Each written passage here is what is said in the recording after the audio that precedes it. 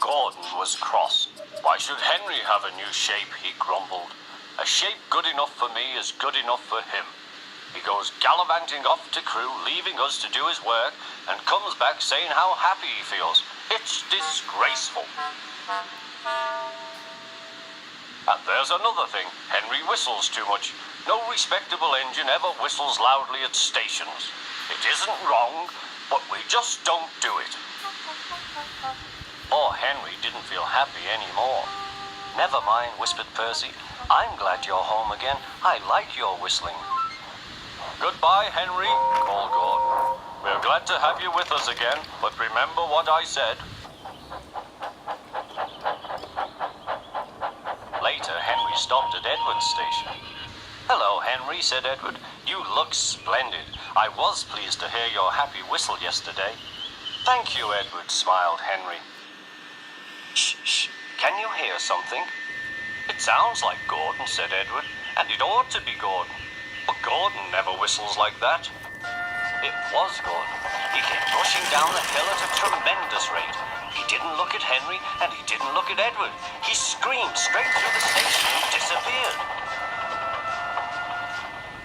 Well, said Edward. It isn't wrong, chuckled Henry, but we just don't do it. And he told Edward what Gordon had said.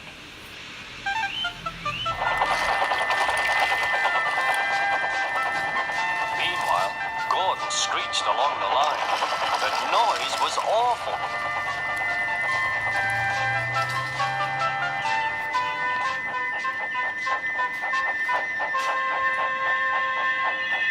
At the station, everyone held their ears. The Fat Controller held his ears too. Take him away, he bellowed, and stop that noise!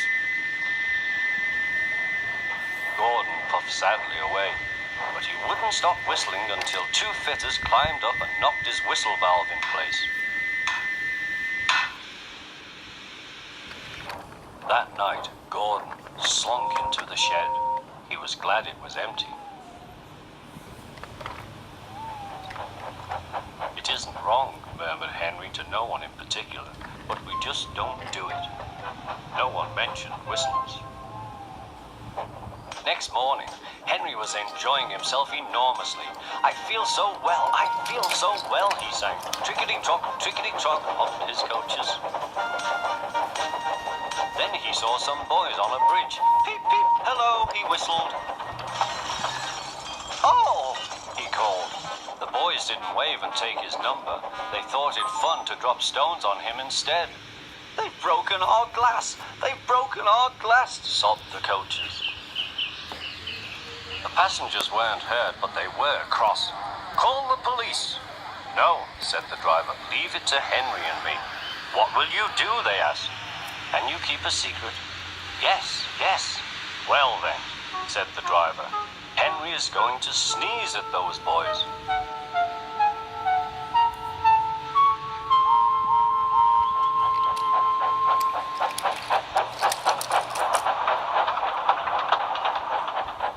Lots of people were waiting at the station just before the bridge. They wanted to see what would happen. Henry has plenty of ashes, said the driver. Please keep all windows shut till we have passed the bridge. Henry is as excited as we are, aren't you, old fellow? Henry was feeling stuffed up. Soon they could see the boys, and they all had stones. Are you ready, Henry, said his driver. Sneeze hard when I tell you. Now, he said. Achoo, shoot!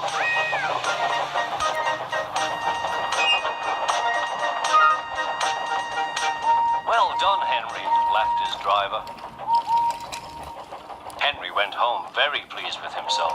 He had taught Gordon and silly boys a lesson with a whistle and a sneeze.